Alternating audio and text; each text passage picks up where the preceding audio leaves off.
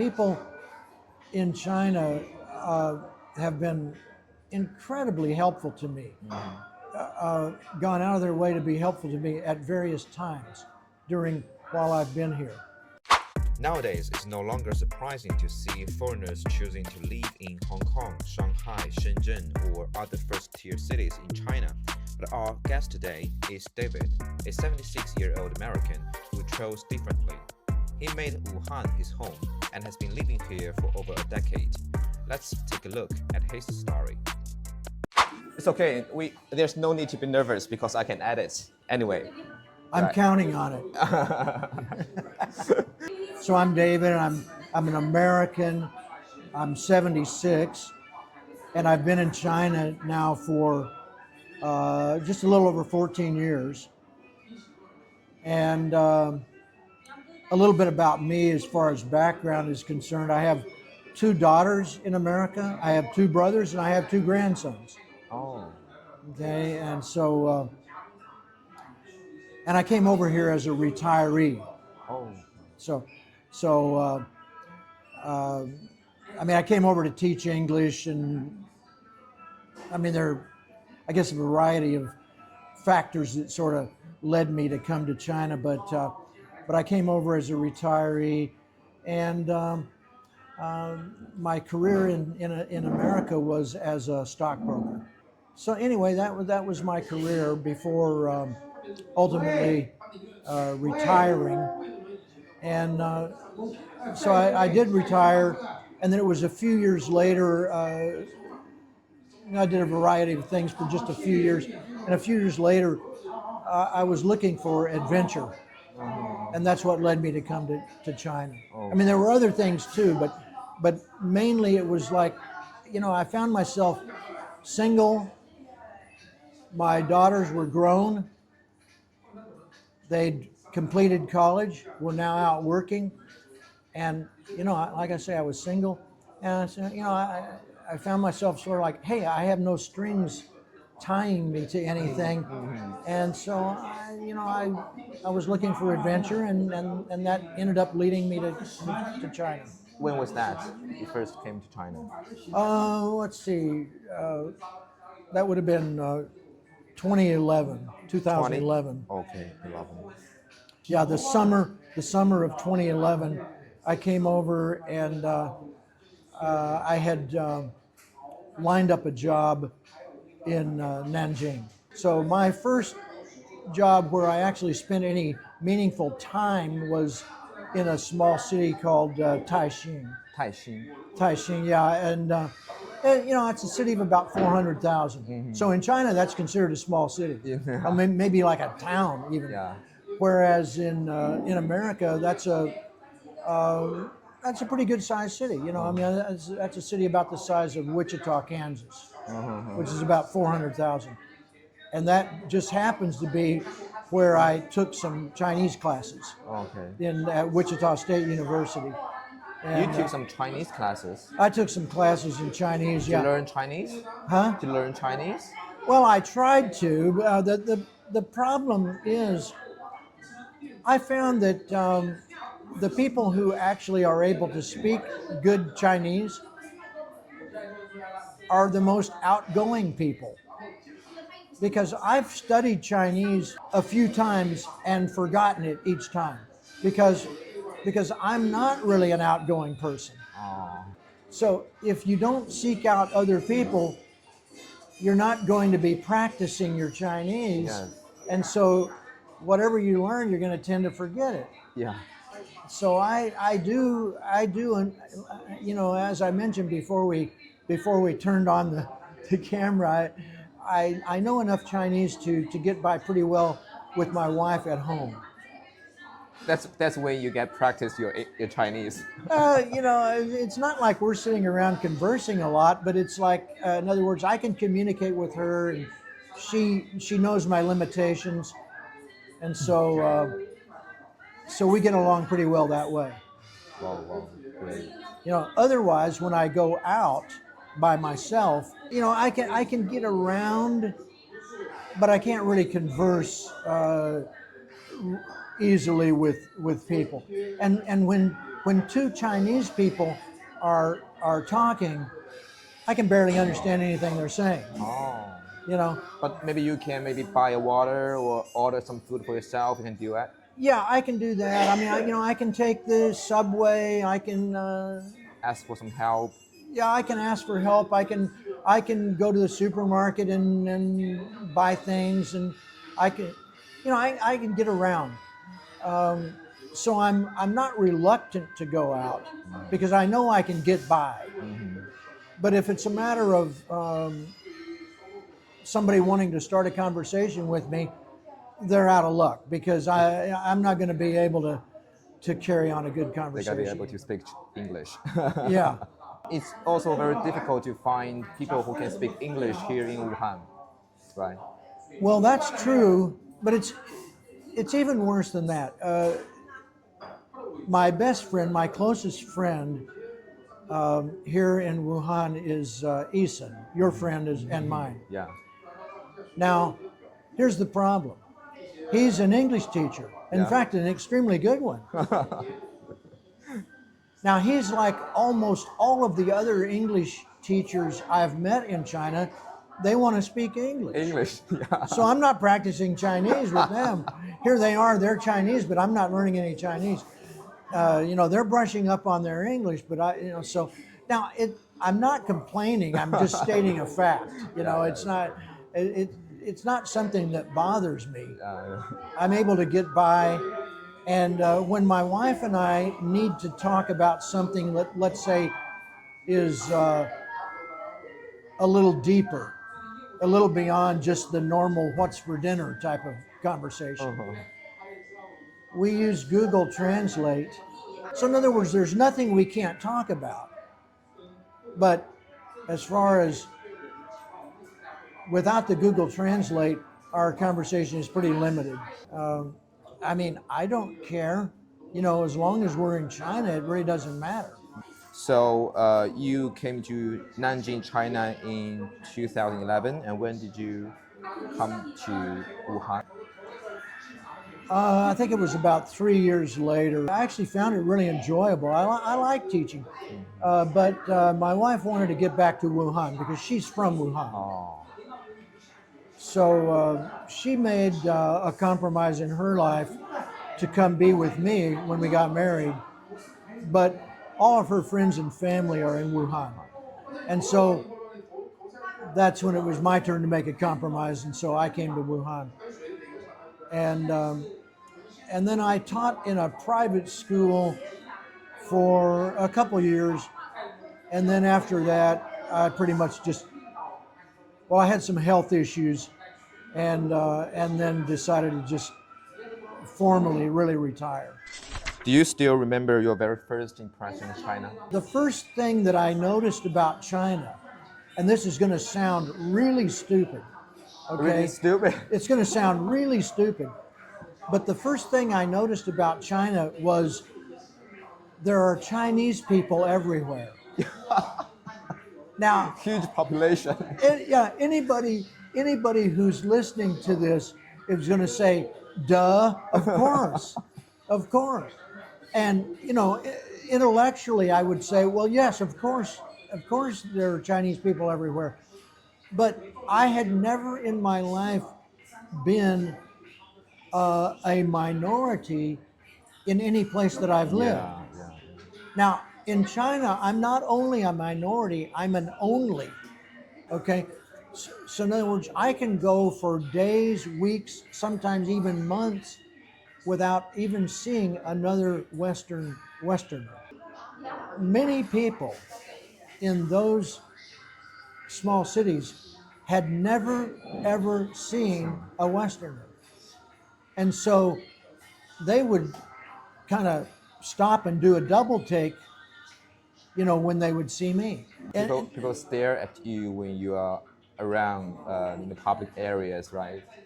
Oh, yeah. Sometimes it would be even like maybe parents with children or parents with a child, and the child would point and yell and say, "Hey, look at Lao the Wai.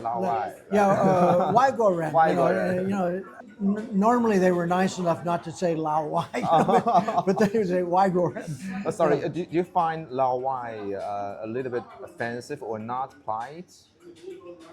Well, I don't really take offense, but I have heard others on the internet say that they found offense or would take Oh. offense because Lao would mean old, Oh, yeah, you yeah, know, yeah, and right. so well, I am old, so it's not like they would be wrong to call me Lao Wai, so I don't really take offense, but I think Waigo Ren is maybe just a nicer way to refer to the Neutral world. yeah yeah maybe more neutral or But still, why means foreign, right? Still, the word foreigners sometimes maybe make people feel a little bit like I'm not part of this culture. I'm not part of this country, even though I've spent so many years here in this country. You know, it doesn't bother me in the least. It Okay. honestly doesn't bother me. Why Goren? Why it means outside. Yes. Guo means country, and Ren means person. So it's an Yes. outside country person, Uh-huh. and that is what I am. I Yes. mean, you know, I'm I'm an American. I consider myself American.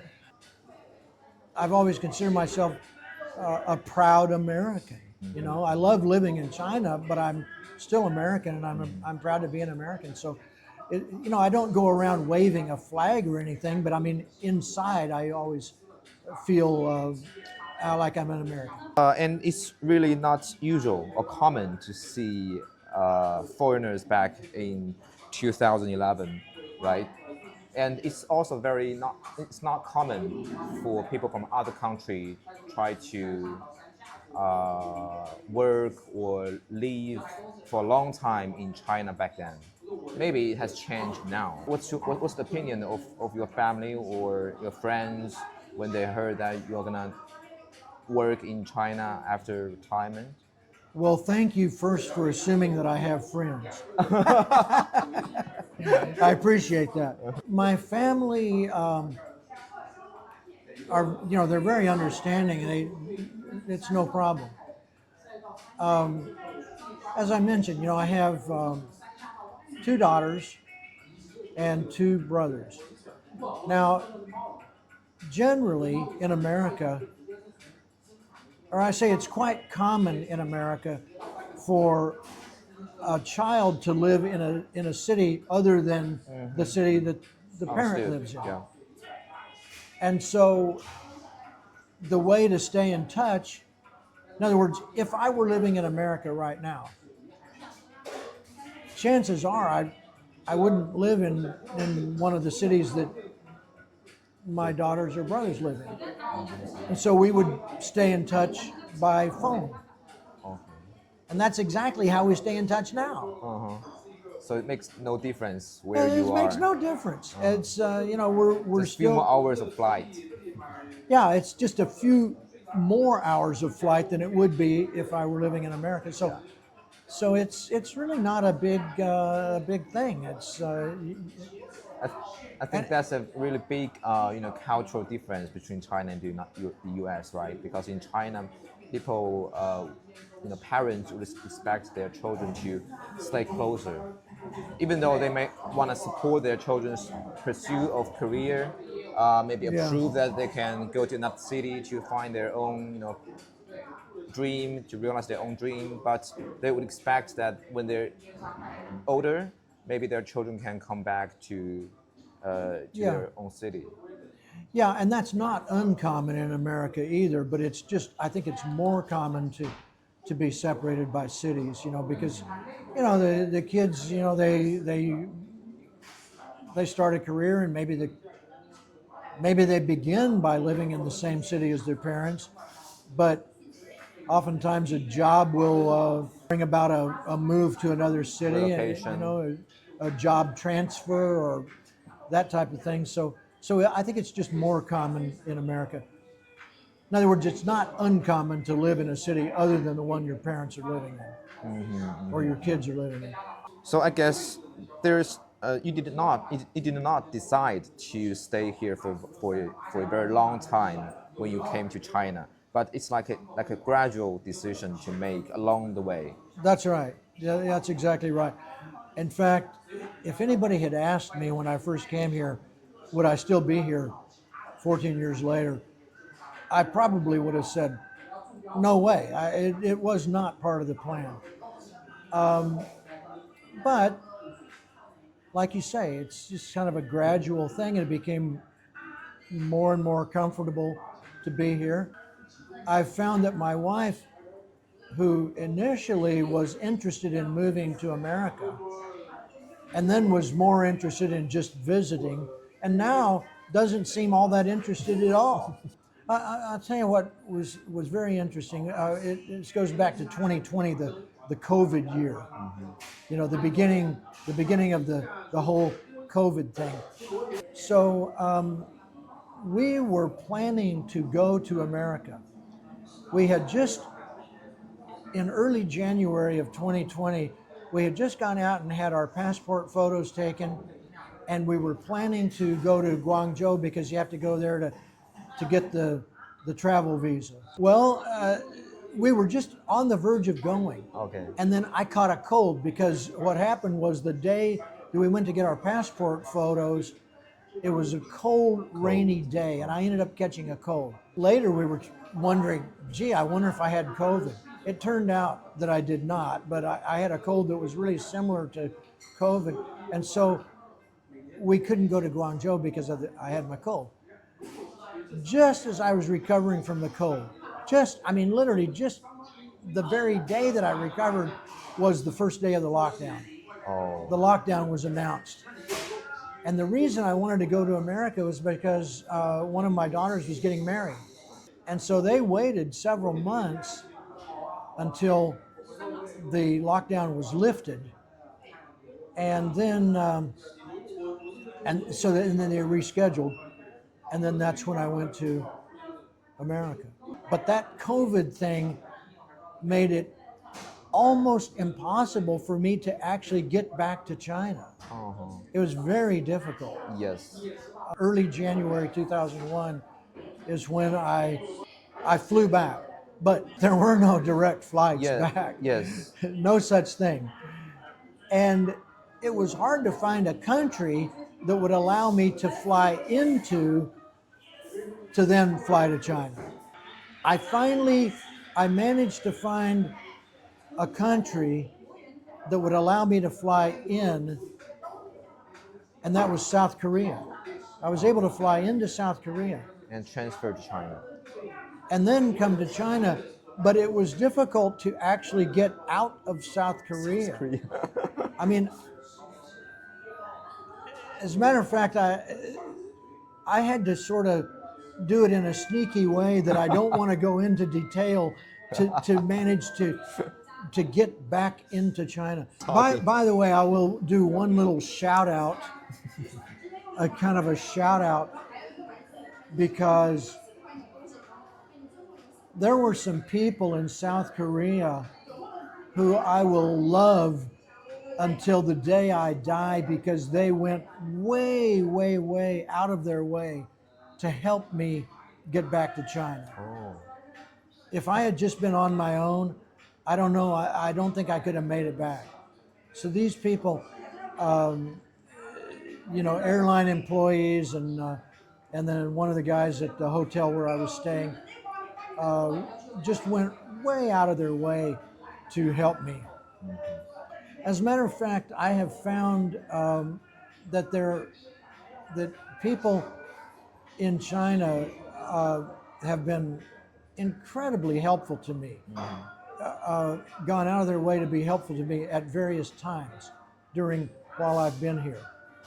You know, much friendlier than I necessarily would have expected. I didn't expect people to be unfriendly, but it's just they're friendlier than I might have anticipated. Understood. You know, which is really nice. That's another reason why I felt comfortable staying. You know, and I don't say that just because we're on a podcast or anything like that, but it's just simply the truth. Is that it's anybody who's maybe thinking about coming to China, I think they would be very pleasantly surprised at how friendly people are and helpful. Because mostly people who are not familiar with China, they would believe the propaganda on internet or the major media say about China. Maybe I'm not saying that everything was lie, but at least many things they said was inaccurate or biased. So Well, there's a lot of it that's politically motivated. I yes, think, yes. yeah. I mean, I don't know what the Chinese media is saying about America, but I think you're correct in what you say about the media in America. Sort of, well, it's a kind of a nuanced thing, really, because I have never seen anything in the Western media that has been critical of people in China, but they might be critical of, let's say, policies and things like that. And I stay completely away from that. I mean, living here in China, I don't want to even get into that stuff. Everything to me is just on a personal level. That's it. I'm not interested in getting into, Yes, the other issues. yes, but when they portray China or its policy or its governance in that way, it would inevitably cause people to feel the same about the people, right? So I guess one of the bad, Could be. yes, one Could good be. thing about self media is like you can show people outside China that it's not like that. They're separate. They're different Yeah. issues. Yeah, it's definitely not like that. I would say universally they've been friendly. I don't even get, let's say, ugly glances. I don't even get people glancing at me in a way that makes me feel uncomfortable. And whenever I meet anybody and we try to speak or actually do speak, it's always very, very friendly. It's always with a smile. And so that's all I can go by. So I can't really speak for everyone, but all of my experiences have been positive. Any Well, you can probably notice I enjoy food. Uh, I love Chinese food. I can't believe how many great dishes there are. And I would say even worse in some ways is that my wife is an excellent cook and she loves to cook. So it's almost impossible. If I were to try to really get, if I were to get serious about trying to lose weight, it would be almost impossible because she's constantly fixing delicious dishes and many different dishes. So I love them. I love what I have for breakfast in China. I absolutely love my Chinese breakfast. And if I were in America, I would miss my Chinese breakfast. The Wuhan specialty, rugamin. it's my favorite thing. I cannot trade anything for it. No, I absolutely. In fact, if I go a few days, I find myself craving it. But I have I think what would be called zhajiang min. With the, maybe some ground beef in the. Meat. Yeah, so it's rugamin with a little bit of meat mixed in. Thanks for watching. If you enjoy this video, don't forget to subscribe. I'll be sharing more interesting stories about foreigners living in China and related topics.